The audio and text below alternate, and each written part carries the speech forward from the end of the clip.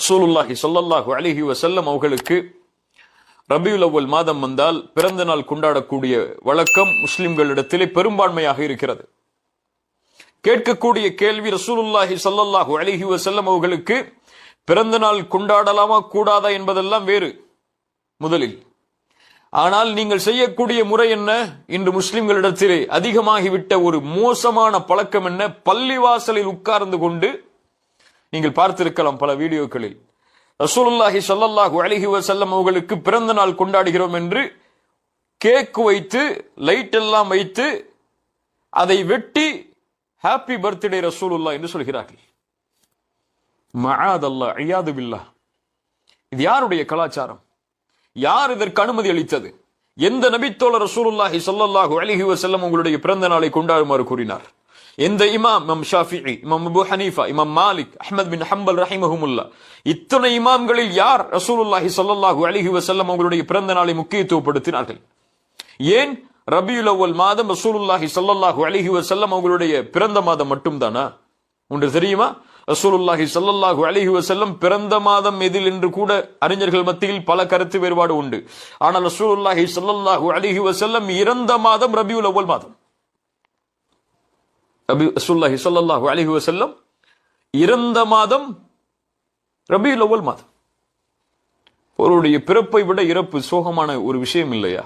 அதுவும் நபியுடைய இறப்பு, இறக்கப்பட்ட மாதம், கேக் வைத்து ஆடல் பாடல்களோடு ஹூ ஹூ என்று சில தக்பீர் தஸ்பீஹுடைய முழக்கங்களோடு யார் வழிமுறை செய்த செயல் என்று கூட அறியாமல் பல முஸ்லிம்கள் செய்யக்கூடியதை பார்க்கிறோம்.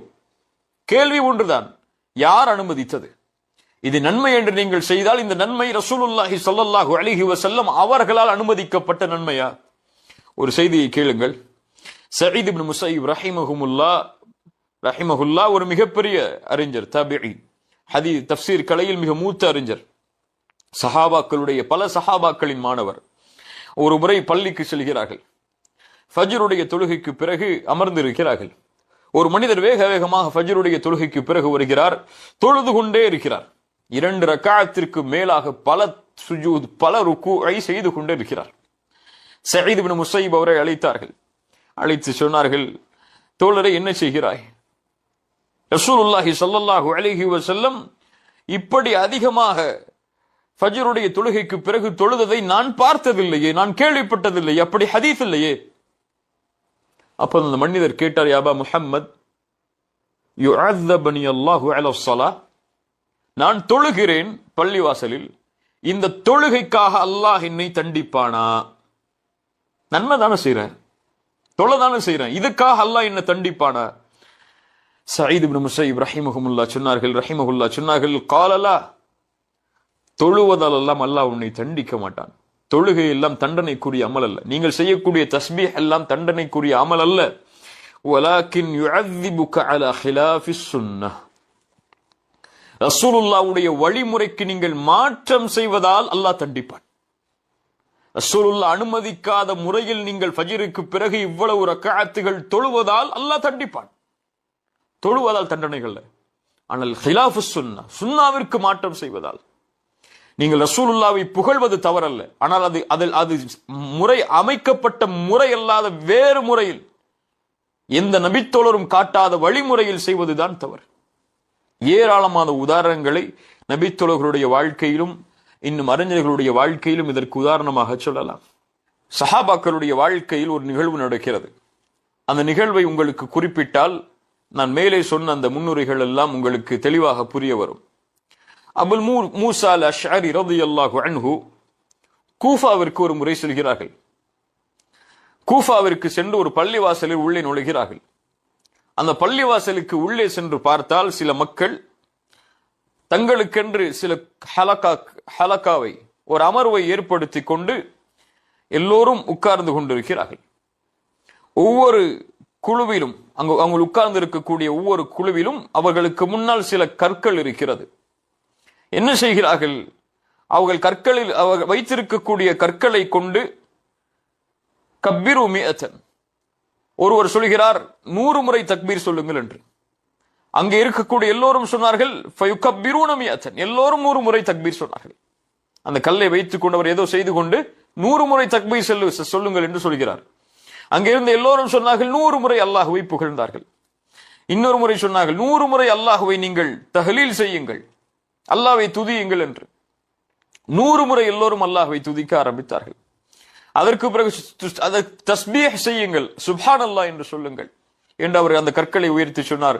அங்கிருந்த எல்லோரும் சுப்ஹான் அல்லாஹ் என்று சொன்னார்கள். ஒருவர் அந்த ஹலக்காவில் உட்கார்ந்து கொண்டு ஒருவர் சுப்ஹான் அல்லாஹ் என்று 100 முறை சொல்கிறார். எல்லோரும் சொல்கிறார்கள் அல்லாஹ் அக்பர் என்று ஒருவர் சொல்கிறார். எல்லோரும் சொல்கிறார்கள் அல்ஹம்துலில்லாஹ் என்று சொல்கிறார். எல்லோரும் சொல்கிறார்கள். இந்த நபித்தோழருக்கு ஒரு ஆச்சரியத்தை ஏற்படுத்தியது. உடனடியாக கூஃபாவில் இருக்கக்கூடிய நபித்தோழர்களில் மிகுந்த அல்லாஹுடைய தூதரோடு நெருக்கத்தில் இருந்த நபித்தோழர் யார் என்று பார்க்கிறார். யாரை சந்திக்கிறார் என்றால் அப்துல்லா இப்னு மஸ்ஊத் ரலியல்லாஹு அன்ஹு. சுப்ஹானல்லாஹ். அப்துல்லா இப்னு மஸ்ஊதை சந்திக்கிறார் அபுல் மூசா அல்-அஷ்அரி. சந்தித்து சொல்கிறார், அபுல் மூசா அல்-அஷ்அரி அவர்கள் அப்துல்லா இப்னு மஸ்ஊதை சந்தித்து சொல்கிறார்கள், யா அப்துல்லா, நான் இப்படி ஒரு இடத்திற்கு சென்றேன், ஒரு பள்ளிக்கு சென்றேன். அங்கே சில மக்கள் உட்கார்ந்து கொண்டு கற்களை வைத்துக் கொண்டு 100 முறை தஸ்பீஹ் சொல்கிறார்கள், 100 முறை அல்ஹம்துலில்லாஹ் சொல்கிறார்கள், 100 முறை அல்லாஹ்வை புகழுமாறு சொல்கிறார்கள். எல்லோரும் அதையே பின்பற்றி வருகிறார்கள். அப்துல்லா இப்னு மஸ்ஊத் ரலியல்லாஹு அன்ஹு அபுல் மூசா அல்-அஷ்அரியை பார்த்து கேட்டார்கள், நீ என்ன சொன்னாய் அவர்களிடத்தில்? நீ என்ன சொன்னாய் அவர்களிடத்தில்? அபுல் மூசா அல்-அஷ்அரி கண்ணியத்தோடு சொன்னார், மா குல்து லஹும் ஷைஅன், நான் எதையும் சொல்லவில்லை. இன்திதார ரஅயிக், நான் உங்களுடைய கருத்து என்ன இதில் என்பதை தெரிந்து கொண்டுதான் அவர்களை நான் சந்திப்பதாக இருக்கிறேன். அவர்கள் செய்வது சரியா தவறா என்பதை பற்றி எந்த கருத்தும் நான் சொல்லவில்லை. என்னை விட உயர்ந்தவர்கள் நீங்கள், உங்களுடைய கருத்தை தெரிந்து கொண்டு அந்த இடத்தில் சென்று அவர்களுக்கு நான் அதை விளக்கலாம் என்று இருக்கிறேன் என்று சொன்னவுடன் அப்துல்லா இப்னு மஸ்ஊத் ரலியல்லாஹு அன்ஹு உடனடியாக அந்த நபித்தோழரை அழைத்துக் கொண்டு அந்த பள்ளிக்கு செல்கிறார்கள். அந்த மக்களை பார்க்கிறார்கள். பார்த்து சொன்னார்கள், வல்லதி நஃப்ஸி பியதிஹி, வல்லதி நஃப்ஸி பியதிஹி, என்னுடைய உயிர் யாரின் கரத்தின் மீது இருக்கிறதோ அவன் மீது சத்தியமிட்டு சொல்கிறேன், நீங்கள் செல்லக்கூடிய இந்த பாதை முஹம்மது ரசூலுல்லாஹ் ஸல்லல்லாஹு அலைஹி வஸல்லம் பயணிக்காத பாதை. என்ன செய்து கொண்டிருக்கிறார்கள்? சுப்ஹானல்லாஹ் 100 முறை சொல்கிறார்கள், அல்ஹம்துலில்லாஹ் 100 முறை சொல்கிறார்கள், அல்லாஹ் அக்பர் 100 முறை சொல்கிறார்கள். ஆனால் சில கற்களை வைத்துக் கொண்டு ரசூலுல்லாஹி ஸல்லல்லாஹு அலைஹி வஸல்லம் இல்லாத ஒரு பாதையில் உங்களை நான் பார்க்கிறேன், அல்லது நீங்கள் வழிகேட்டை திறந்து விடுவதை நான் பார்க்கிறேன் என்று சொன்னார்கள். சுப்ஹானல்லாஹ். அப்போது அங்கே இருந்த மக்கள் சிலர் சொன்னார்கள், வல்லாஹி யா அபா அப்துர் ரஹ்மான் மா அரதனா இல்லல் கைர், அபு அப்துர் ரஹ்மானே, நாங்கள் நலவை தவிர எதையும் நாடவில்லை, நாங்கள் செய்வது நன்மைக்காகத்தான், வேற எதற்காகவும் செய்யவில்லை நாங்கள் இதை. அப்போ அப்துல்லா இப்னு மஸ்ஊத் ரலியல்லாஹு அன்ஹு அவர்கள் சொன்னார்கள், வகம் மின் முரீதின் லில் கைரி லம் யுஸீபஹு, எத்தனையோ மக்கள் நலவை நாடுகிறார்கள், ஆனால் அதை அவர்கள் பெற்றுக் கொள்வதில்லை. என்ன சொல்ல வருகிறார்கள்? நீங்கள் நலவு என்று செய்யக்கூடிய இந்த செயலுக்காக அல்லாஹ் நலவை தந்து விட மாட்டான்.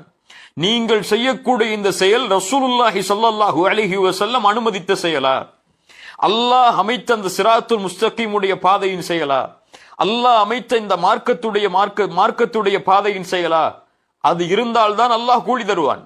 நீங்கள் செய்வது நன்மையாக இருந்தாலும் சரி, அது எந்த நன்மையின் செயலை தரக்கூடிய செயலாக இருந்தாலும் சரி, தூதர் செய்யாத ஒன்றை எப்படி செய்வீர்கள்? நீங்கள் தூதர் வழிகாட்டாத ஒன்றை எப்படி வழிகாட்டுவீர்கள்?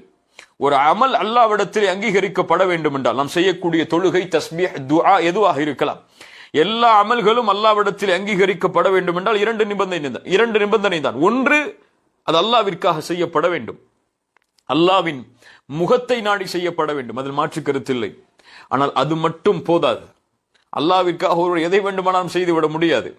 அல்லாஹ்விற்காக இருக்க வேண்டும். அதை அல்லாஹ்வுடைய தூதர் முஹம்மது ரசூலுல்லாஹ் ஸல்லல்லாஹு அலைஹி வஸல்லம் வழிகாட்டி இருக்க வேண்டும். அப்படி அல்லாஹ்வுடைய தூதர் ஸல்லல்லாஹு அலைஹி வஸல்லம் வழிகாட்டினால்தான் அந்த செயல் அல்லாஹ்வுடைய மார்க்கத்தில் அங்கீகரிக்கப்படும். அது இல்லாமல் எத்துணை நலவை என்று ஒருவர் எந்த அமலை செய்தாலும் சரி, அதை அல்லாஹ் ரப்புல் ஆலமீன் அங்கீகரிக்க மாட்டான். சஹாபாக்களுடைய புரிதலை பாருங்கள். நம்மை பொறுத்தவரை தஸ்பீஹ் தானே செய்கிறார், தக்பீர் தானே செய்கிறார், அல்லாஹ்வை புகழத்தானே செய்கிறார்கள் ஒன்றாக உட்கார்ந்து கொண்டு. ஆனால் நபி தோழர்கள் பார்த்தது, நீங்கள் அல்லாஹ்வை இந்த முறையில் புகழ்வதற்கு ரசூலுல்லாஹ் அனுமதித்தார்களா? அல்லாஹ்வை இந்த முறையில் தஸ்பீஹ் செய்வதற்கு கற்களை கொண்டு அல்லாஹ்வுடைய தூதர் அனுமதித்தார்களா? அனுமதிக்காத ஒரு செயலை நீங்கள் செய்து கொண்டிருக்கிறீர்கள், வழிகேட்டின் வாசலை திறப்பதை பார்க்கிறேன் என்று அப்துல்லா இப்னு மஸ்ஊத் ரலியல்லாஹு அன்ஹு அவர்களை பார்த்து சொன்னார்கள். அவர்கள் சொன்னார்கள் நாங்கள் நலவைத்தானே செய்கிறோம் என்று. இன்று குர்ஆன் சுன்னாவுக்கு மாற்றமான பல செயல்களை செய்யக்கூடியவர்களுடைய வாயிலிருந்து வரக்கூடிய வார்த்தையும் இதுதான். அவர்கள் சொல்கிறார்கள் எல்லோரும் நாங்கள் நன்மையைத்தானே செய்கிறோம்.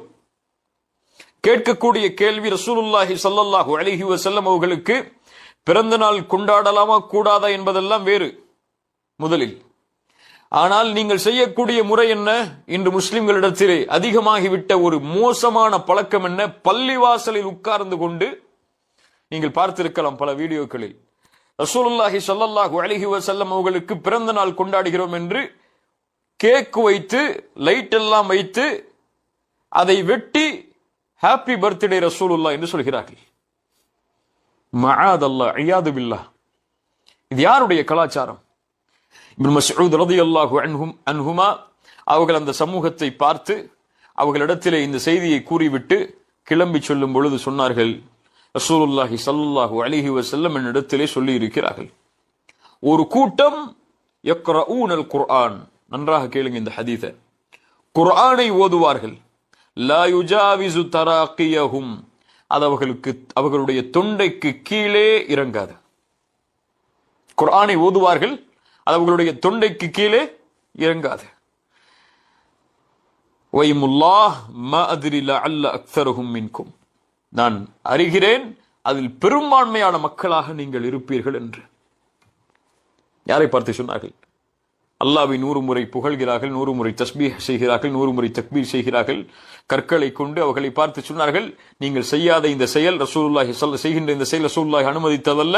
ரசூலுல்லாஹ் ஒரு கூட்டத்தை பற்றி சொன்னார்கள், அவர்கள் குர்ஆனை ஓதுவார்கள், அவர்களுடைய தொண்டைக்கு கீழே அது இறங்காதென்று, அந்த கூட்டமாகத்தான் உங்களை நான் பார்க்கிறேன் என்று கூறி திரும்பி சென்றார்கள். அம்ர் இப்னு சலமா அவர்கள் சொல்கிறார்கள், இந்த கூஃபாவில் உட்கார்ந்து கொண்டு அப்துல்லா இப்னு மஸ்ஊத் ரலியல்லாஹு அன்ஹுமா பேசிய இந்த கூட்டம் தான் நஹ்ரவான் என்ற இடத்தில் அலி இப்னு அபி தாலிப் அவர்களுக்கு எதிராக போராடினார்கள். ஹவாரிஜிகள், இஸ்லாமிய மார்க்கத்தில் ஏற்பட்ட முதல் கொள்கை குழப்பத்துடைய ஒரு கூட்டம் ஹவாரிஜிகள். அலி இப்னு அபி தாலிபை காஃபிராக்கி அவர்களோடு போர் செய்தார்கள். அவர்கள்தான் இந்த பள்ளிவாசலில் உட்கார்ந்து கொண்டு இப்னு மஸ்ஊத் இடத்திலே பேசியவர்கள்.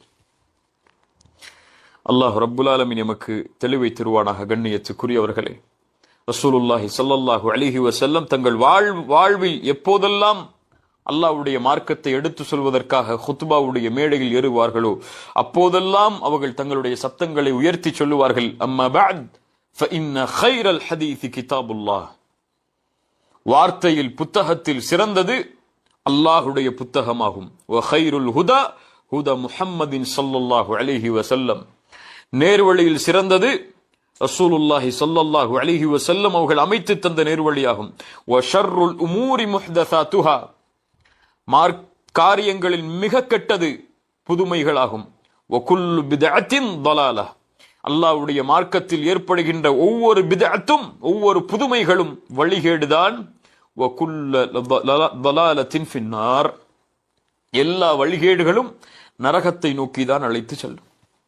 ரசூலுல்லாஹ் ஸல்லல்லாஹு அலைஹி வஸல்லம் அவர்கள் ஒரு முறை சஹாபாக்களுக்கு அறிவுரை செய்யும் பொழுது சொன்னார்கள், ஃபஇன்னஹு மை யஇஷ் மின்கும் யரா பஅதி இக்திலாஃபன் கஸீரா, எனக்கு பிறகு வாழக்கூடிய மக்கள் அதிகமான கருத்து வேற்றுமைகளை பார்ப்பீர்கள். அல்லாஹ்வுடைய தீனில் ஏராளமான கருத்து வேற்றுமைகளை பார்ப்பீர்கள். இன்னும் ரசூலுல்லாஹ் ஸல்லல்லாஹு அலைஹி வஸல்லம் சொன்னார்கள், சயகூனு ஃபி ஆகிரி உம்மத்தி உனாசுன் யுஹத்திஸூனகும் மா லம் தஸ்மஉ அன்தும் வலா ஆபாவுக்கும் ஃபஇய்யாக்கும் வஇய்யாஹும். அல்லாஹு அக்பர். எச்சரிக்கையை கேளுங்கள். கடைசி சமூகத்தில் ஒரு மக்கள் தோன்றுவார்கள் என்னுடைய சமூகத்தில் இருந்து. இறுதி மறுமை ஏற்படுவதற்கு முன்னால் ஒரு சமூகம் என்னுடைய உம்மத்திலிருந்து தோன்றும். அவர்கள் செய்திகளை அறிவிப்பார்கள். அதை நீங்களோ உங்களுடைய முன்னோர்களோ கேள்விப்பட்டே இருக்க மாட்டீர்கள். ஆனால் அவர்கள் தீன் என்று சொல்லுவார்கள். அதை ரசூலுல்லாஹ் சொன்னார்கள், ஃபஇய்யாக்கும், அவர்களை குறித்து நான் உங்களுக்கு எச்சரிக்கை செய்கிறேன். வஇய்யாஹும், நீங்களும் அவர்களை விட்டு தூரமாக இருந்து கொள்ளுங்கள். அவர்களும் எச்சரிக்கைக்குரியவர்கள் தான், நீங்களும் அவர்களை விட்டு தூரமாகி விடுங்கள். நீங்கள் கேள்விப்படாத செய்திகளை எல்லாம், உங்களுடைய முன்னோர்கள் கேள்விப்படாத செய்திகளை எல்லாம், உங்களுடைய முன்னோர்கள் என்றால் யார்? நபித்தோழர்கள், அவர்களை பின்பற்றியவர்கள், அந்த இமாம்கள், அந்த அறிஞர்கள் செய்யாத காரியங்களை எல்லாம் அவர்கள் மார்க்கமாக செய்வார்கள். ரசூலுல்லாஹ் ஸல்லல்லாஹு அலைஹி வஸல்லம் அப்போதுதான் சொன்னார்கள், அதிகமான கருத்து வேற்றுமைகளை பார்ப்பீர்கள். அந்த கருத்து வேற்றுமைகள் வரும்போது நீங்கள் நேரான பாதையில் பயணிக்க வேண்டும் என்றால் நீங்கள் செய்ய வேண்டியது ஒன்றுதான், ஃபஅலைக்கும் பிசுன்னதி, நீங்கள் என்னுடைய வழிமுறையில் நிலைத்திருங்கள். நான் அந்த செயலை அனுமதித்திருக்கிறேனா என்று பாருங்கள், என் சுன்னாவில் அதனுடைய வழிகாட்டல் இருக்கிறதா என்று பாருங்கள். அதற்கு பிறகு சொன்னார்கள், வசுன்னத்துல் குலஃபாஇர் ராஷிதீனல் மஹ்தியின், நேர்வழி பெற்ற எனக்கு பிறகு வரக்கூடிய ஹலீஃபாக்களாகிய அந்த நபித்தோழர்களுடைய வழிமுறையில் அது இருக்கிறதா என்று பாருங்கள். இதுதான் சிராத்துல் முஸ்தகீமுடைய பாதையை, அந்த பாதையில் நாம் இருக்கிறோமா இல்லையா என்பதற்கு எடை போடக்கூடிய அளவுகோல். என்ன அளவுகோல்?